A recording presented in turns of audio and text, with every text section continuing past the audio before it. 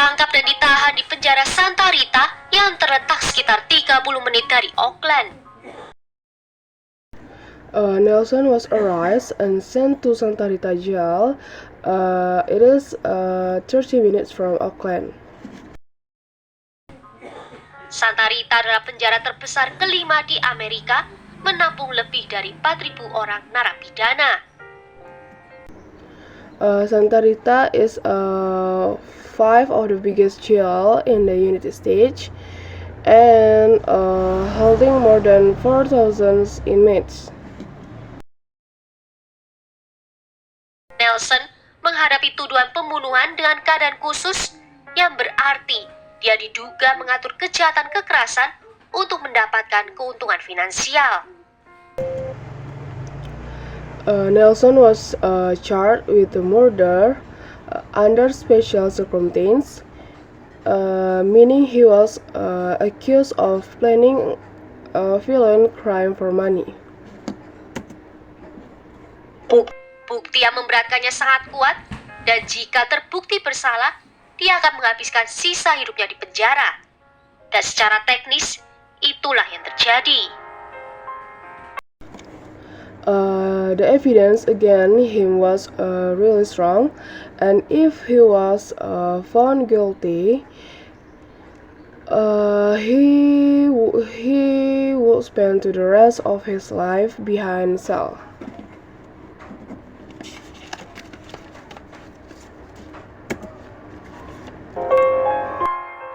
Dalam penyelidikan, terungkap bahwa Nelson telah mengatur agar dirinya menjadi penerima dari manfaat utama semua aset Lily dan asuransinya. During the investigation, they found out that Nelson made himself the main person to receive all of Lily money and insurance. Namun, sekitar sebulan sebelum tragedi ini terjadi, Lily menemukan bahwa Nelson terlibat perselingkuhan. But 1 month before the tragedy, Lily found out Nelson was having an affair. Lily diduga berencana mencabut atau mengubah hak-hak finansial dari Nelson. Dan ini menjadi motif utama dari Nelson saat dia merencanakan pembunuhan ini, yaitu untuk menghabisi nyawa. She was planning to take away his financial from Nelson, and that became Nelson main reason to plan the murder.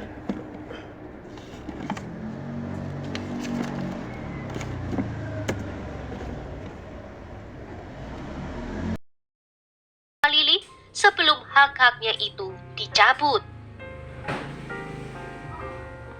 Nelson ditahan di dalam sel khusus 1 orang, namun dia belum sempat menjalani proses hukum karena pada tanggal 28 Oktober 2022, di hari pertamanya di penjara Santa Rita, sesaat setelah pukul 2 siang, para penjaga menemukannya tak bernyawa tergantung di selnya.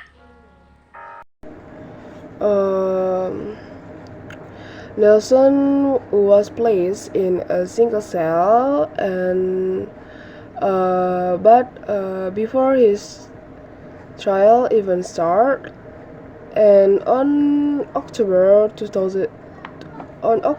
28, 2022, when his first day in Santa Rita jail,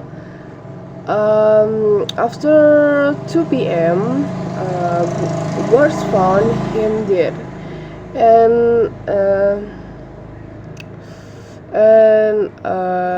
hanging in cell. Mereka mencoba untuk menyadarkan Nelson kembali, tetapi tidak berhasil. They tried to bring him back, but didn't work. Hashim menghadapi dakwaan yang sama serta peningkatan hukuman atas penggunaan senjata api yang disengaja serta atas tuduhan berbohong. Dan dia juga ditahan di penjara Santa Rita.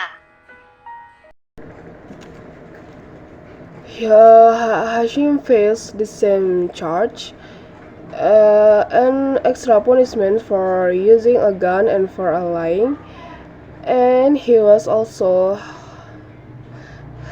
held in Santa Rita jail.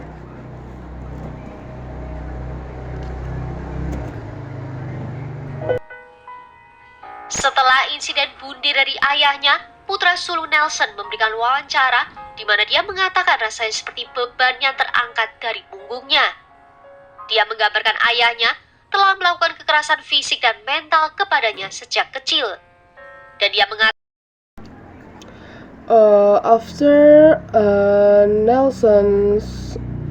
after his father, his sons speak in interview, he said it feel like a big quake,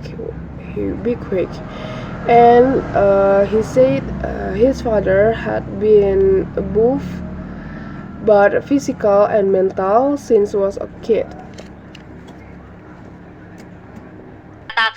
Bahwa ayahnya itu sama sekali tidak memiliki kemampuan untuk berempati. Pada tanggal 10 Juli 2024, Hashim tidak mengakui dirinya bersalah secara formal atas pembunuhan tingkat kedua. Hal ini terjadi sebagai bagian dari kesepakatan dengan jaksa. He also said that his father no empathy, and on July 10, 2024, Hashim said he was not guilty of formal second-degree murder, and it was part of deal with the prosecutors. Kesepakatan ini, jaksa mencabut tuduhan yang bisa menutup kemungkinan adanya hukuman mati atau penjara seumur hidup tanpa pembebasan. Because of this deal, they dropped the charge that could have led to the death penalty or live in prisons without parole. Ini jelas akan mengurangi resiko hukuman secara signifikan bagi Hashim.